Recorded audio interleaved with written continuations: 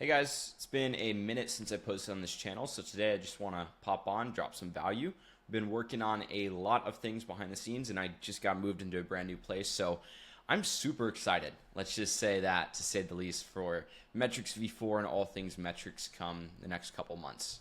Anyways, if you know me, you know my strategy is a little bit different than a lot of people, but if you're watching this channel, it probably makes the most sense to you if I'm being completely honest. And that strategy is called asset accumulation, also known as a DeFi flywheel. Now, this is a term that we coined a long time back, and it essentially represents the process of generating income in DeFi and then reallocating that income strategically, right? That income could be reallocated anywhere within DeFi. You can earn from a liquidity pool, allocate to collateralizing assets on lending and borrowing, allocate to repay and borrow, allocate to a staking position, allocate right back in the liquidity pool if you want to.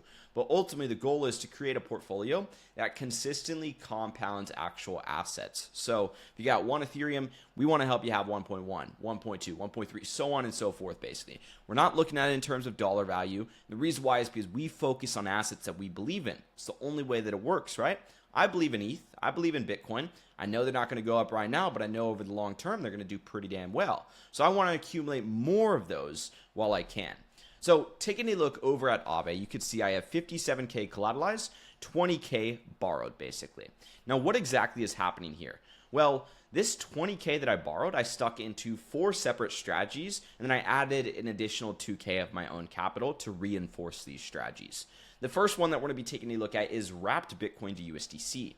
Now, this strategy was very, very simple, basically.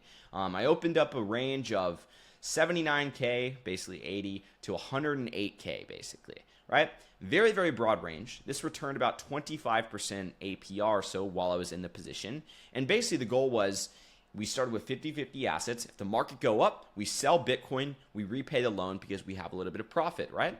If the market go down, we get converted into Bitcoin, in which we take all of that Bitcoin and we collateralize it on Aave, just add as collateral basically, which as you can see right over here is what we did with this CBBTC, and then ultimately we did the same exact thing with Ethereum, and this one did 37%. The reason why this works well is because look, we started with 0.0343 wrapped Bitcoin and 2849 USDC. By the end of the pool, 0 USDC, but nearly double the amount of wrapped Bitcoin that we have.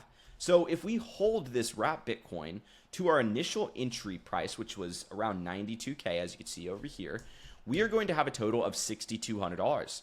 Now this position started off at $6,000, which means that's $200 in profit, not to mention the $213 in earnings that we have, meaning that we total to roughly $6,412 or so basically, which is $412 in profit. And that right there is $412 in accumulated Bitcoin essentially. But point is, we run this strategy until we get to initial entry price or past it. We repay the loan and then we re-execute basically at a later date essentially.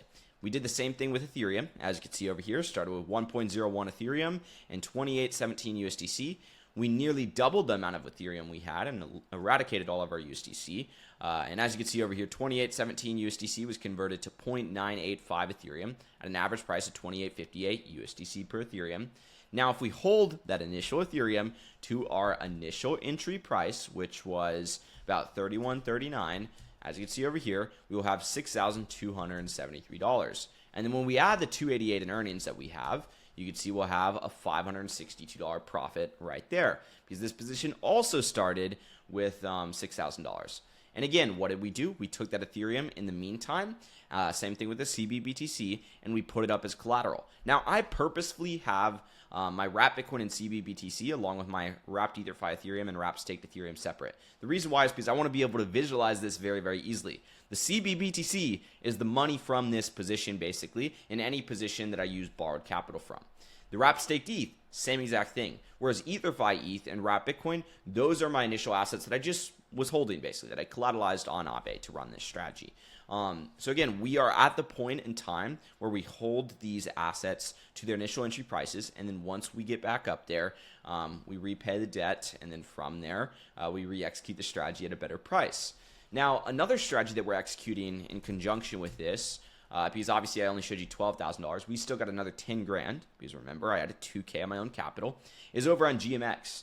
Now, theoretically, you could do the same exact thing with GMX because it, again, buys Bitcoin on the way down, buys Ethereum on the way down, sells on the way up, right? I'm not. I'm just letting it do its thing, in which over here, when we take a look at the actual pools, I'm in Bitcoin USD and ETH USD. This is doing 17% fee APY. This one's doing 19%. And again, these started with $5,000 each or so. They're now down a little bit because obviously the market is tanked. You have exposure to traders' wins and losses. The beauty of this is traders historically lose more money. And I say more money because they historically lose in general, which is the funny part. But they historically lose more money when the markets are moving down. So during this time when the market's moving down, not only are we generating fees, not only are we buying Bitcoin, we are also generating wins because we are taking the other side of the trade, and these traders are freaking losing. So again, it's a beautiful strategy in a market like this, as long as you go in with the mindset of, I'm accumulating assets. I'm going to have more assets at a later date. And when those assets are back at my cost basis or initial entry price, or at a higher price even in general in the future, I will have more money, right, than what I started with. I will no longer be at a break even, I'll be at a profit at my initial entry prices. Then when they're at significantly higher prices, like I'm talking years down the line basically, you're going to have a lot more money than if you just held. That's the goal basically.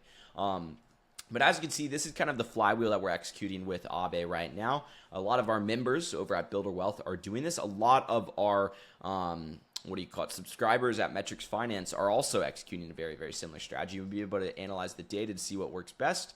And we've seen time and time again that an asset accumulation strategy during times like these works very, very solid. Sure, you can dive into stablecoins. You can earn 10, 15% per year max.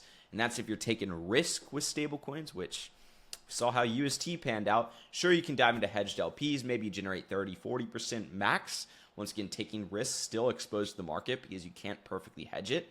But a strategy like this where you're patient, you believe in this industry, you believe in the space, and not only do you believe, you invest into the assets that are tied to the growth of it. And I do mean tied because a lot of the assets are not tied to the growth of the industry. They are based on narratives and hype.